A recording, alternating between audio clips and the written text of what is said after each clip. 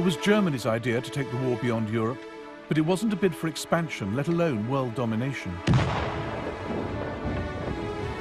The aim was to take the pressure off her armies in Europe by attacking the British Empire, hoping to divert Britain's troops, ships and resources to defend distant colonies.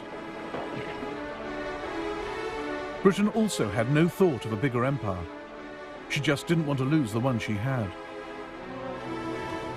So while Germany wanted to open the war up around the globe, Britain was desperate to close it down.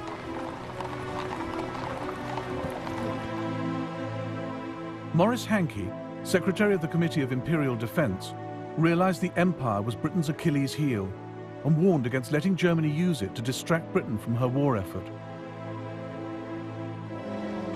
Forces must not be diverted to minor operations to the prejudice of the concentration in the main theatre and the safety of the trade routes.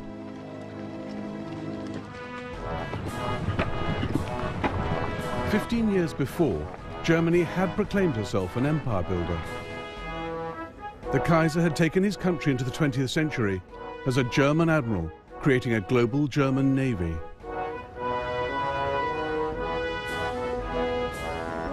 Weltpolitik was the big idea, a policy of overseas imperialism, the brainchild of his foreign secretary, Bernhard von Bülow. The days when the Germans left the earth to one neighbour, the sea to another, and kept only the heavens for themselves are over. We don't want to put anyone in the shade, but we too demand our place in the sun. Germany had come late to the game of empires, but by 1900 she had Togoland, Cameroon, German Southwest Africa, now Namibia, and German East Africa, now Tanzania.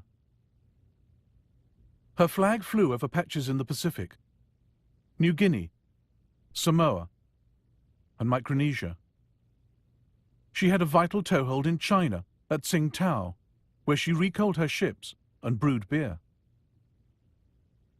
Grand Admiral Alfred von Tirpitz saw this as just the start. We are now standing only at the beginning of a new division of the globe.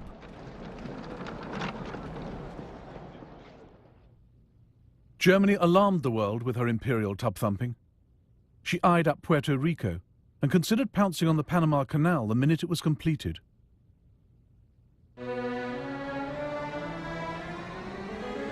But the boldest of all the Kaiser's schemes was Operational Plan 3. The East Coast is the heart of the United States, and this is where she is most vulnerable. New York will panic at the prospect of bombardment. By hitting her here, we can force America to negotiate.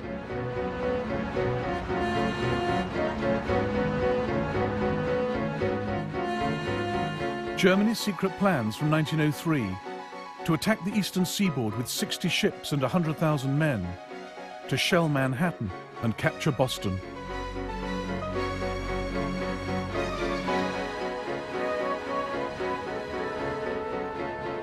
The outlandish scheme was driven by the Kaiser's resentment of America's growing power in the Pacific. He believed in a militarist state and increasingly hated what the West stood for. Service to mammon, greed, self-indulgence, land-grabbing, lying, treachery, and not least murder. The Kaiser thought capitalism was vulnerable, that a strong enough attack on its international systems of trade, credit and insurance could bring the edifice tumbling down. Operational Plan 3 was dropped, but not the hostility towards capitalist empires.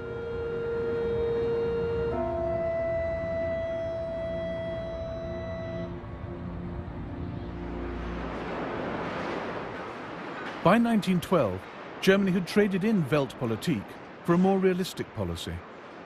Now, her military machine prepared for a European, not a global war, and the army got the budget increase, not the navy. The first day of war found Germany's high seas fleet trapped by the mighty British Navy in the North Sea. And all the German Navy had to threaten the entire British Empire was a scattered force of 17 cruisers, linked by a wireless network to Berlin.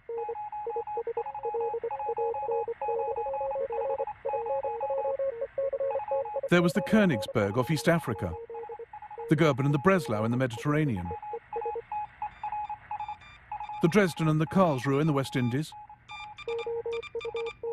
the Leipzig off the west coast of America. But the greatest concentration of cruisers was Admiral Graf von Spee's powerful East Asiatic squadron, based at Tsingtao in China.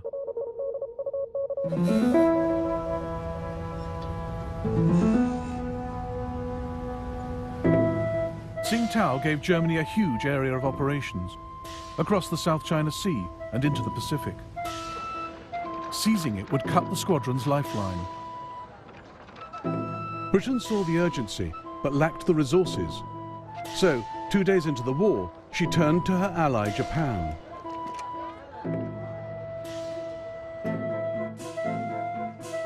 Japan was a growing power. Britain's call for naval help suited her ambitions perfectly.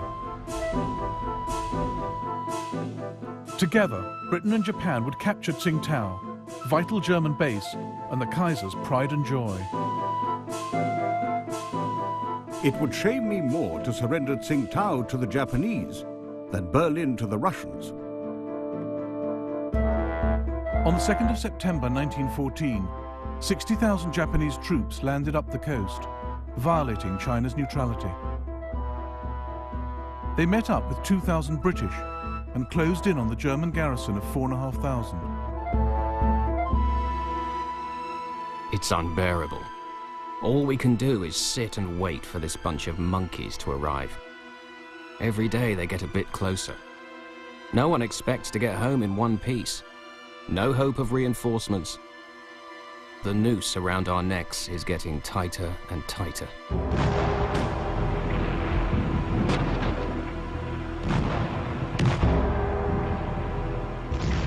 For a solid week, the Japanese battered Tsingtao.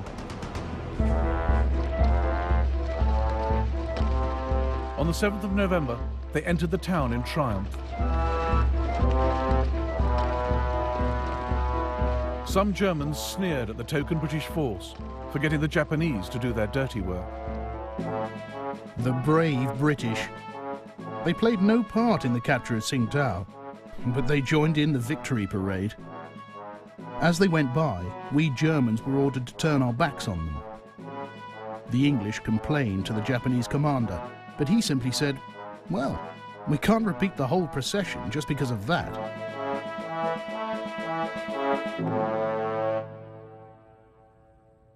The capture of Tsingtao gave Japan a launch pad to pursue her empire building. Within weeks, she demanded territory and trading rights from China. Japan also seized all German possessions north of the equator. Australia and New Zealand were quick to steal those to the south. Much to America's frustration, Britain had empowered Japan in the Pacific. Key stage in a process that would lead, a quarter of a century later, to Pearl Harbor.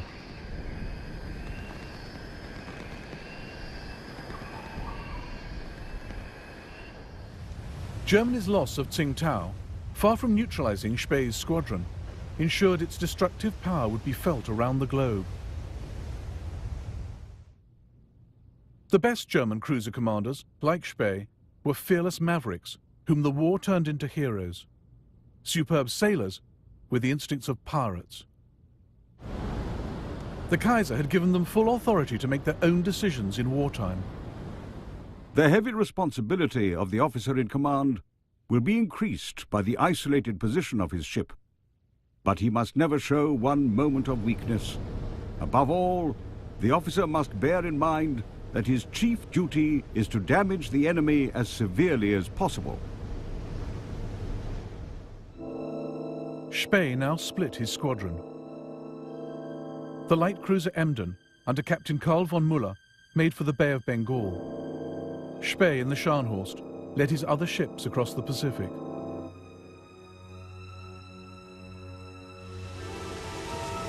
I'm quite homeless. I cannot reach Germany. I must plough the seas of the world, doing as much mischief as I can. At the Admiralty in London, Winston Churchill fretted about where Spee would show up next. The vastness of the Pacific and its multitude of islands offered him their shelter. And once he had vanished, who should say where he would reappear? He was a cut flower in a vase, fair to see, yet bound to die. But so long as he lived, all our enterprises lay under the shadow of a serious potential danger.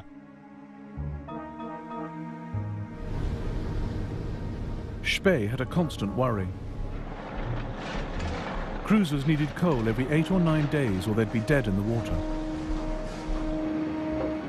He made for neutral Chile, where he had coal waiting for him.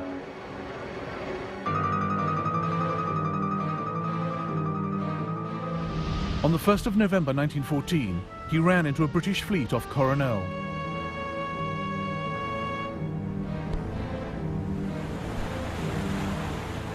The battle which followed inspired a post-war feature film.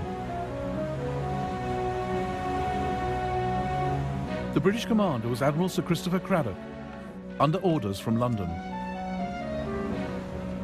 It appears that Gneisenau and Scharnhorst are working across to South America. Be prepared to meet them in company.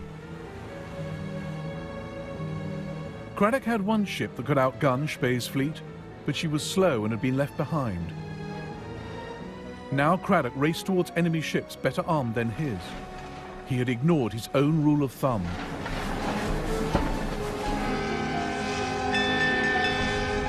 A naval officer should never let his boat go faster than his brain. I immediately ordered Scharnhorst and Gneisenau to go full steam ahead, and within 15 minutes I was racing against heavy seas at 20 knots and came to lie parallel with him.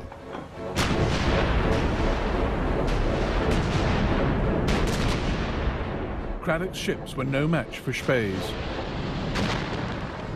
Good Hope and Monmouth were obviously in distress. Monmouth yawed off to starboard, burning furiously. There was a terrible explosion on Good Hope between her mainmast and her after funnel. The gust of flames reached a height of over 200 feet, lighting up a cloud of debris that was flung still higher in the air.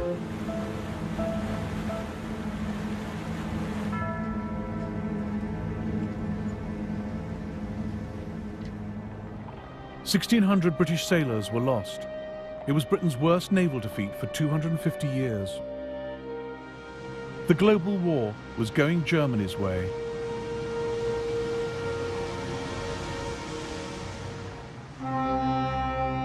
It is only when you get to see and realize what India is, that she is the strength and the greatness of England. It is only then that you feel that every nerve a man may strain, every energy he may put forward, cannot be devoted to a nobler purpose than keeping tight the cords that hold India to ourselves.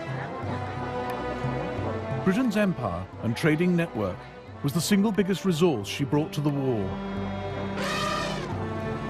And India was at the heart of it. The cords were never tighter. All the more reason for Germany to want them cut.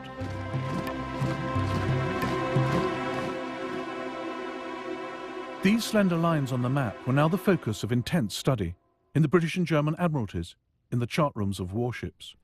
Fingers traced the vital shipping lanes, through the Suez Canal, around South Africa's Cape. Minds pondered how to protect them, how to sever them. And one of the sharpest minds was on the bridge of the German cruiser Emden.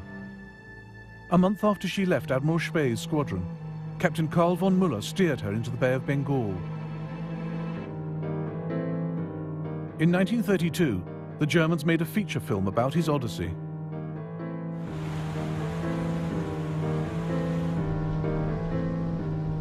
He had an indescribable power over the entire crew. He never gave orders, he just expressed a wish. From the moment he took command of the ship, he never left the bridge again. This is where he stood, slept, sat, studied the maps. This is where he wanted to be, stand or fall.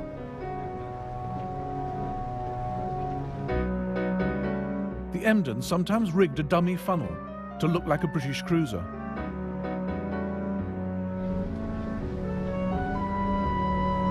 A large steamer appeared dead ahead, and thinking we were an English man of war, was so overjoyed at our presence that she hoisted a huge British flag. I'd like to have seen the look on her captain's face when we hoisted our flag and invited him most graciously to tarry with us a while. Captain Muller became famous for taking all crew and passengers safely onto the Emden before sinking their ship. We always allowed them time to collect and take with them their personal possessions. They usually devoted most of this time to making certain that their precious supply of whiskey was not wasted on the fishes. Muller regularly released his grateful captives.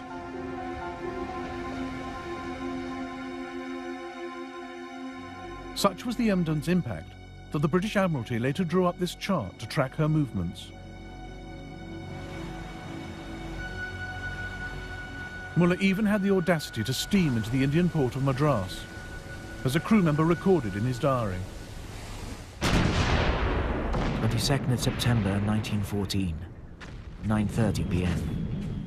The Emden sneaks closer and fires 125 shots. Some hit boats in the harbour. Huge columns of fire rise above the oil tanks. The coastal defences open fire, but they all fall short. 23rd of September. We are now 100 miles away. We can still see the fires at Madras.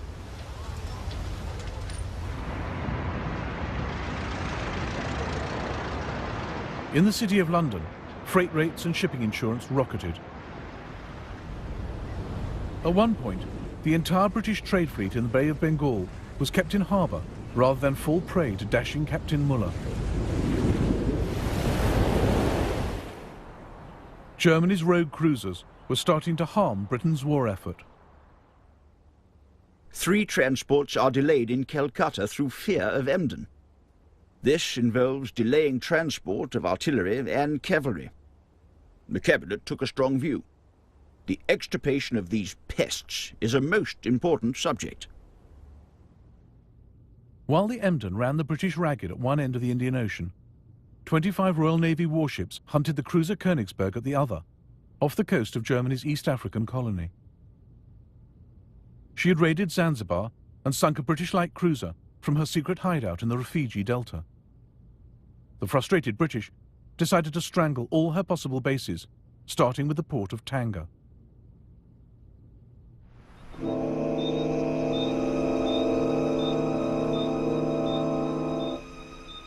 On the 2nd of November 1914, the British steamed into this bay.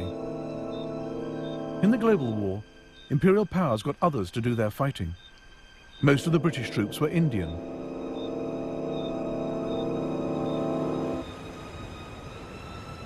Their arrival was closely watched by Thomas Planton, a 16-year-old African fighting for the Germans. The approaching British ships had all their lights blazing and seemed to be making no attempt to conceal their presence. We were in position with machine guns, waiting in ambush for them, and many of them were killed when they started to come ashore. A lot of them were killed before they even got out of the water.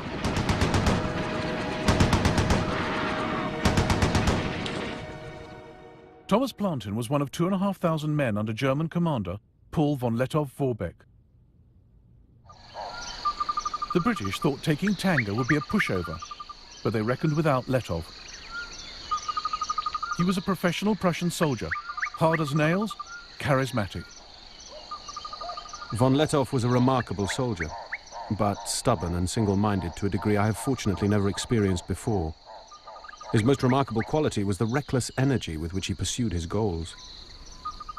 This was often covered up by his persuasive charm, which he could switch on if he wanted to.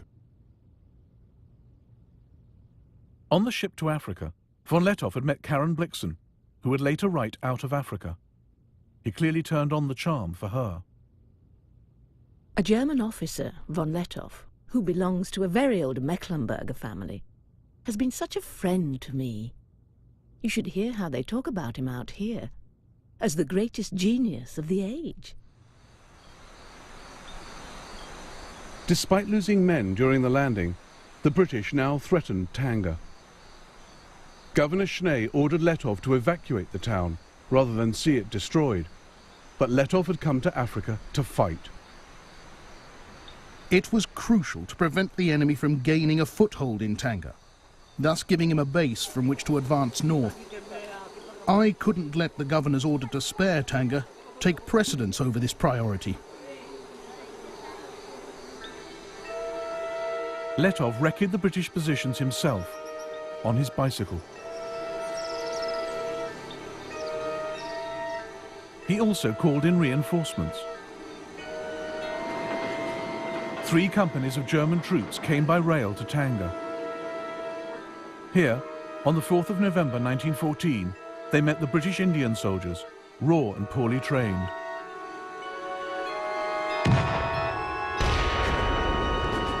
British intelligence officer Richard Meinertzhagen watched the ensuing rout.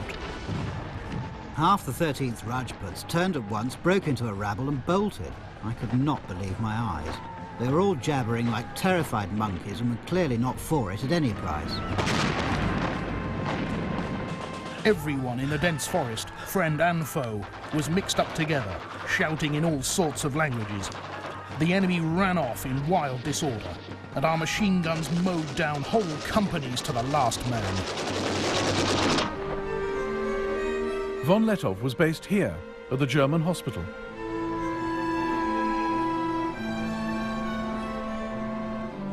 After 2 days of heavy fighting, the British sent Richard Meinertzhagen to negotiate a surrender. The Germans were kindness itself and gave me a most excellent breakfast, which I sorely needed. We discussed the fight freely as though it had been a football match. It seemed so odd that I should be having a meal today with people whom I was trying to kill yesterday. It seemed so wrong, and made me wonder whether this really was war, or whether we'd all made a ghastly mistake. The German officers were all hard-looking, keen and fit. They treated this war as some new form of sport.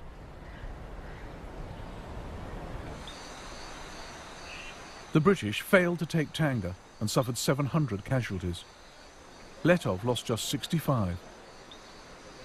Germany hailed him as a hero. A German David is fighting alone against the British Goliath in Africa. If we cannot fight by his side, at least we must make sure that he is well supplied with shot for his sling. But the British blockade of Germany prevented reinforcements reaching Letov.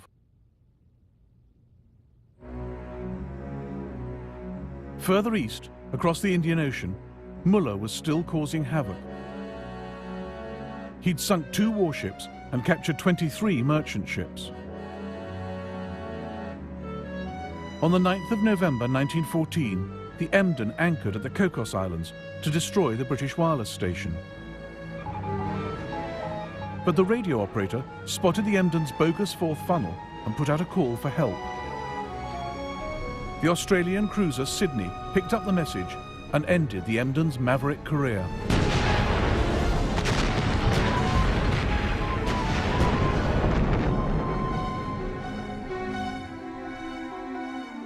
Captain Muller was taken prisoner.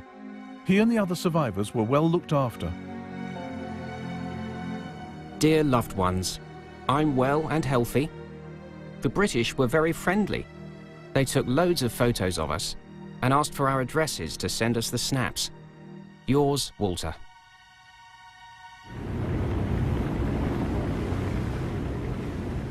Now, Admiral Graf von Spee's luck also ran out. Britain took the risk of detaching 2 of her latest battlecruisers from the crucial North Sea blockade of Germany to deal with him. On the 8th of December 1914, German commander Hans Pochhammer sighted their huge masts as they recoaled in Port Stanley on the Falkland Islands. He realized the Germans were outgunned and outpaced. We choked a little at the neck. Our throats contracted and stiffened. For that meant a life and death grapple, or rather a fight ending in honorable death. The German fleet tried to get away, but the British battlecruisers were too fast. At 1:25 p.m, Spee turned to face them. But the British were careful to stay out of range of his guns, firing their own from 16,000 yards.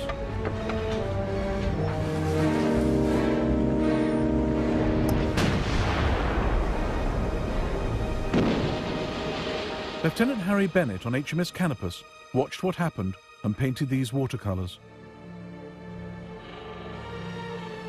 At 4:17 p.m, the Scharnhorst went down with Admiral von Spee and all hands.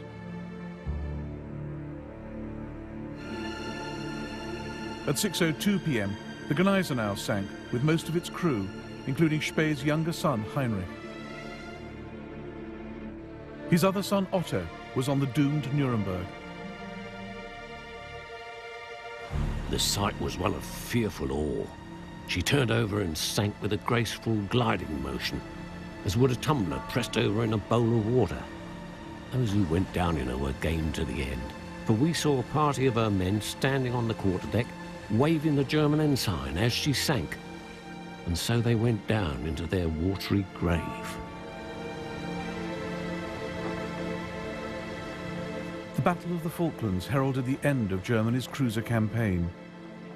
Her global war would increasingly have to be fought on land.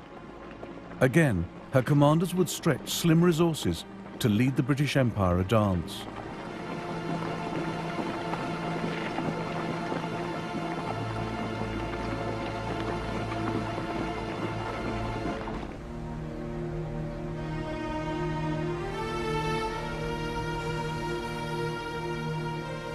The Suez Canal presented a rare opportunity for Germany to harass the British Empire. A crucial British sea lane, vulnerable to attack by land forces. But Germany couldn't spare any men from the Western Front, so Berlin turned to Ottoman Turkey, her ally since November 1914.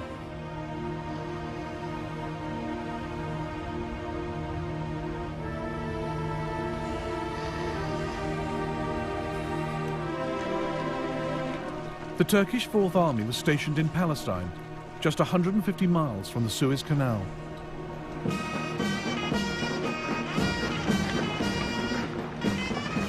The Turks agreed to help capture Suez, assigning these 19,000 troops. They saw it as the first stage in their own reconquest of Egypt and Libya.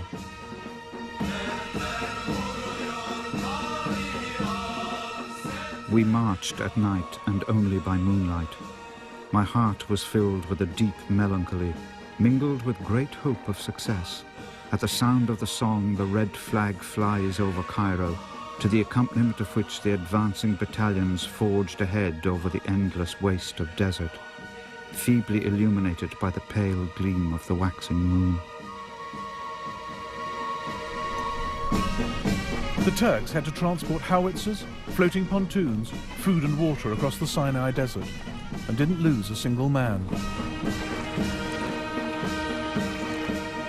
In the early hours of the 3rd of February 1915, they reached the Suez Canal. The German colonel who had planned the operation now watched it go horribly wrong. A sentry noticed our attack and fired. The shots created panic. The English then blasted the banks with machine gun fire.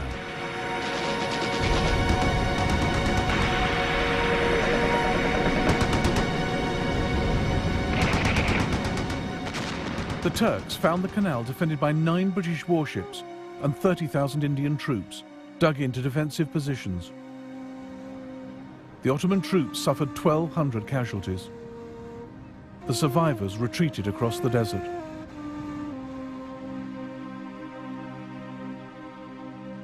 The attack had failed, but Africa was now a battleground in Germany's global war. She had 3 bases of operations: the Cameroons, Germany East Africa, where Letov was still at large, and German Southwest Africa with its ports and wireless stations. Luckily for Britain, she had a colony right next door. Unluckily, it was the one whose loyalty she could least rely on.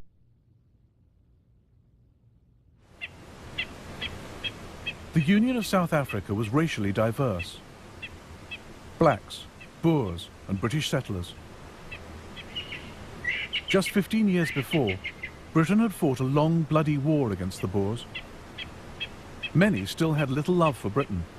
Their loyalty could not be counted on. As one commander told South Africa's Prime Minister, Louis Botha, "My men are ready. Whom do we fight? The English or the Germans?"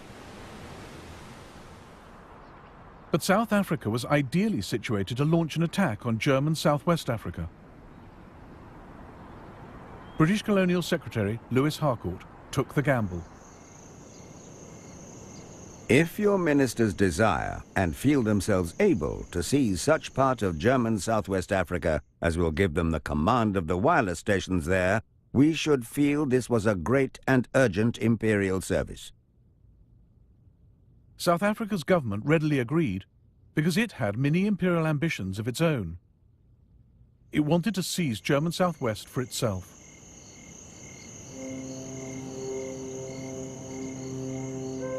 On the 14th of September 1914, South African forces crossed the Orange River into German Southwest.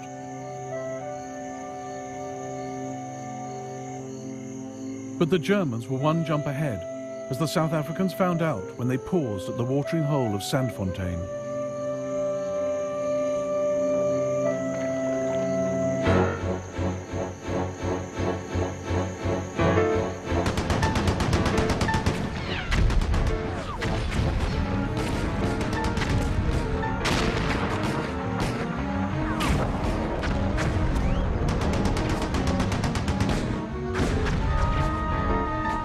The South Africans were beaten, but there was worse to come.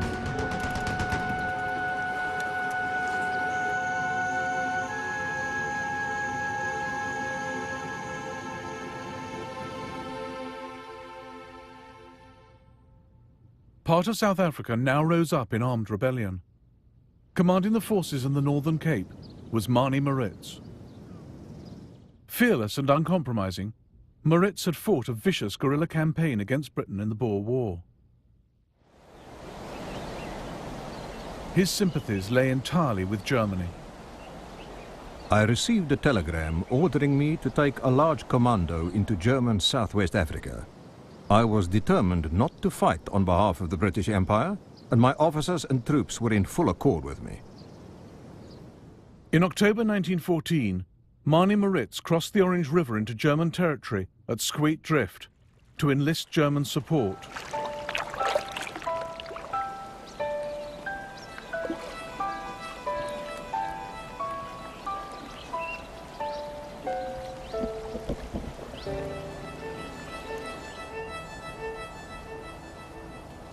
Two days later, Maritz addressed his troops under this tree. Now, men, we don't want to be ruled by the Jews and the financiers of England.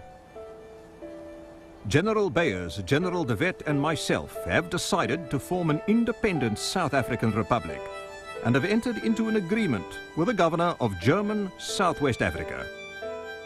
They will provide us with arms and ammunition, guns. On this step depends the freedom of the masses of the country.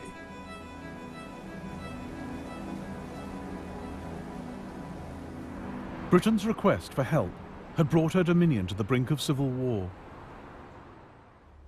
In London, the Colonial Secretary Lewis Harcourt feared the breakup of the Union of South Africa.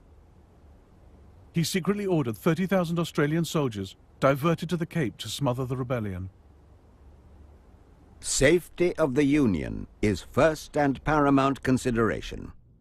We attach no importance to German Southwest Africa in comparison. The Australians weren't needed. In the winter of 1914, the loyal South Africans defeated the Boer rebels. This is rare film of 50 of them being led to trial in Cape Town. But they never caught Manie Maritz. By July 1915, South Africa cornered the Germans, forced their surrender, and annexed their colony. And Britain had more work for South Africa, north this time, to deal once and for all with von Lettow. London turned to South Africa's defence minister to lead the campaign, Jannie Smuts. Smuts too had fought in the Boer War, but was now passionately pro-British. More a statesman than a soldier, Smuts made an indifferent general of conventional forces. And he was up against Lettow. British officer Richard Meinertzhagen was now Smuts's intelligence officer. Smuts is quite determined to avoid a stand-up fight. He told me he could not afford to go back to South Africa with the nickname Butcher Smuts. If von Lettow is clever and Smuts not clever enough, there's going to be trouble. Lettow was clever. Here, at his headquarters at Moshi railway station, he thought through the idea of depriving Britain of manpower in Europe by opening up the war in Africa. The question was, could we, with our small forces, prevent considerable numbers of the enemy from intervening in Europe, or inflict substantial damage on their armaments and troops? I strongly believed that we could.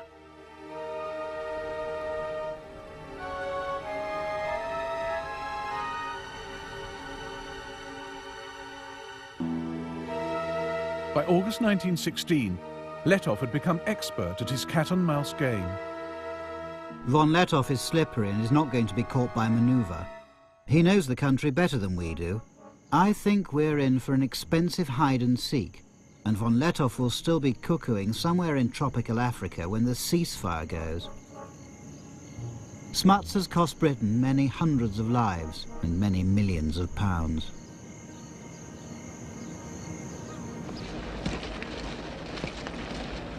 Lettow ran his force of up to 15,000 soldiers, mostly black, on scrounging and improvisation. No supplies from Germany reached him after March 1916, but he made a little go a long way, as Ludwig Deppe, one of his medical officers, noted. When there was no ammunition, Lettow would try to produce his own cartridges. If the men asked the commander for weapons or clothes, they were told, "Take it from the enemy." Lettow made war at cost price. You'd have been justified in displaying this war at a country fair with a for sale sign. Cheapest war in the world.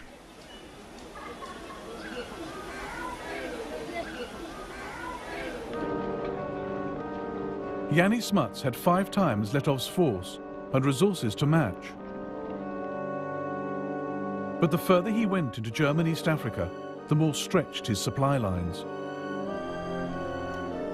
And he reckoned without the killer tsetse fly. The life expectancy for his 50,000 horses was just 4 weeks.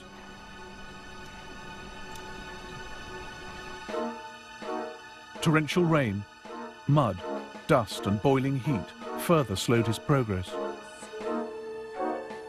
Intelligence was sketchy, maps inadequate. Telephone cable often had to be raised to 8 meters to avoid damage by giraffes. This is like warfare of bygone days. We come along where no road had ever been, where probably white man had never trod before. The river is in flood and we can't get across. On the other side, the German patrols are watching us, but the crocodile hold the peace between us very successfully.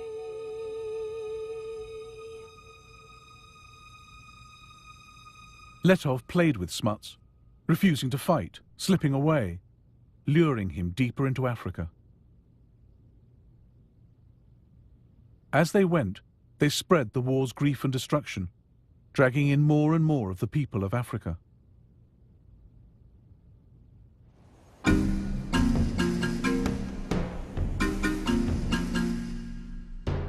This war was being carried on the backs of black Africans.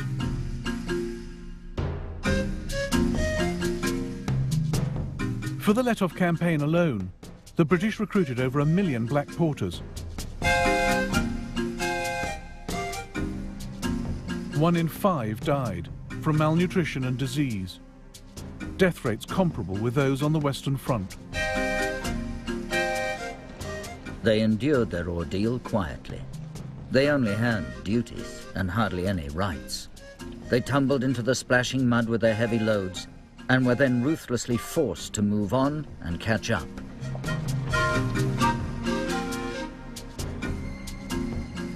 Oh, the Lindy Road was dusty, and the Lindy Road was long. But the chap what did the hardest graft, who could not do but wrong, was the Cavarondo Porter, with his Cavarondo song. It was, "Come here, Porter." It was, "Amera, here, get."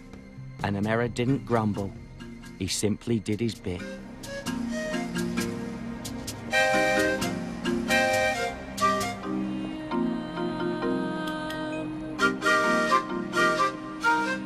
What Smuts saves on the battlefield, he loses in hospital. For it is Africa and the climate we're really fighting, not the Germans. Out of 20,000 South Africans, over half were invalided home by the beginning of 1917. They were replaced by black troops from Nigeria and Ghana. Recruitment of blacks soared in East Africa as well. Over the course of the war, the King's African Rifles rose from 3,000 men to 35,000. Fuloliani Longwe spoke for many black soldiers.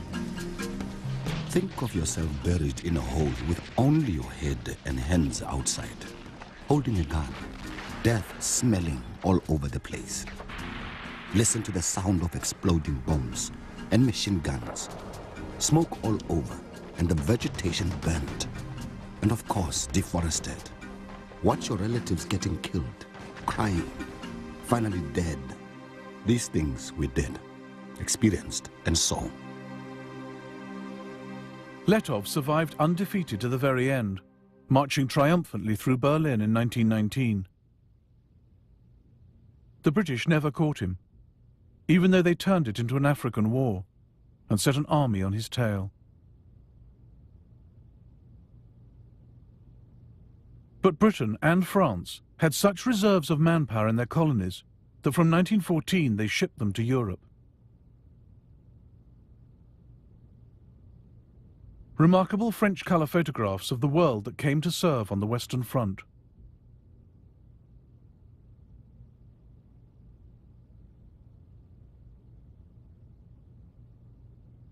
French General Charles Mangin had calculated that France could raise up to 300,000 from her empire for Europe. No one believed him. But in fact, they mobilized double that number.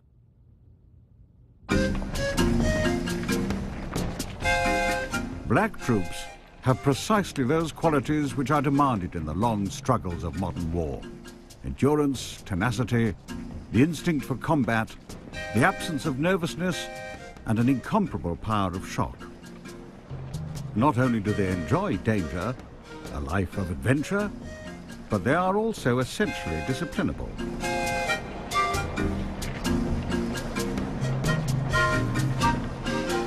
People started hiding and running away from the camp.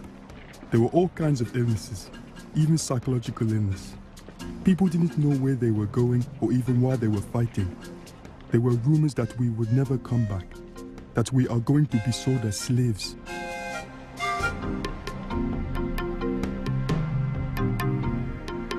India provided Britain with 1.75 million men in the war. They'd been thrown into some of the toughest fighting from the start.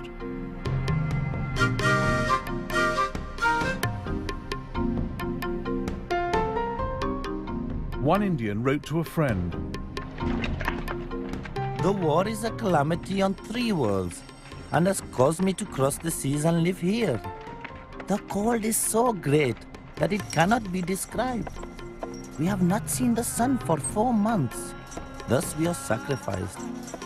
I have neither sleep by night nor ease by day. There can never have been such a war before, nor will there ever be again."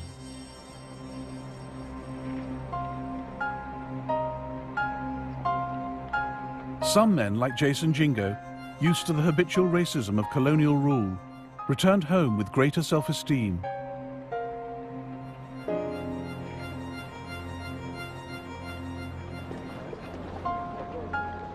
We had liked our time in France. It was our first experience of living in a society without a color bar. We were different from the other people at home. Our behavior, as we showed the South Africans, was something more than they expected from a native. We had copied the manners and customs of the Europeans, and not only copied, we lived them.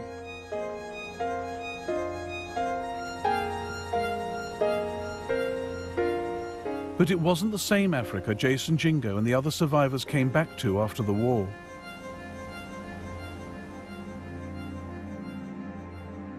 The empires which once carved it up had now turned parts of it into a wasteland, as German medic Ludwig Deppe realized.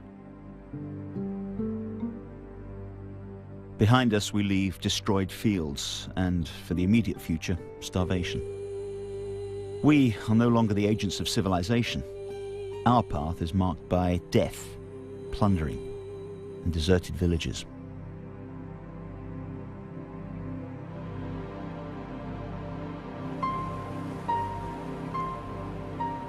It would be years before African nationalism took off, but a few had begun the journey.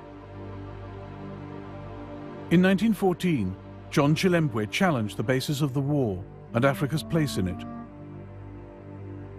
And his words would haunt colonial officials for years to come.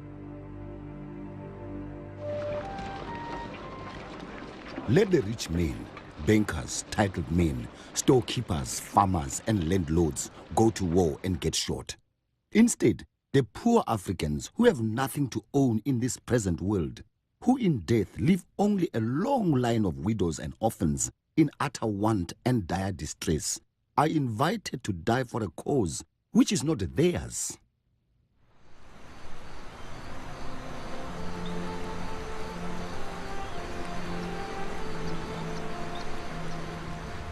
Germany had fought a remarkable global war.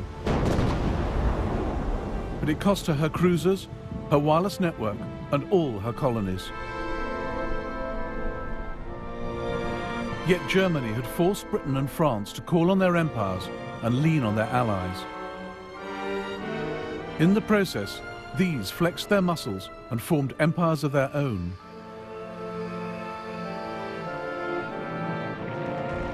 The First World War saw the last scramble for Africa. And the ideas the Kaiser had so hated, land grabbing, avarice and capitalism, had in fact been spread wider. For the moment, imperialism looked more successful than it had ever been.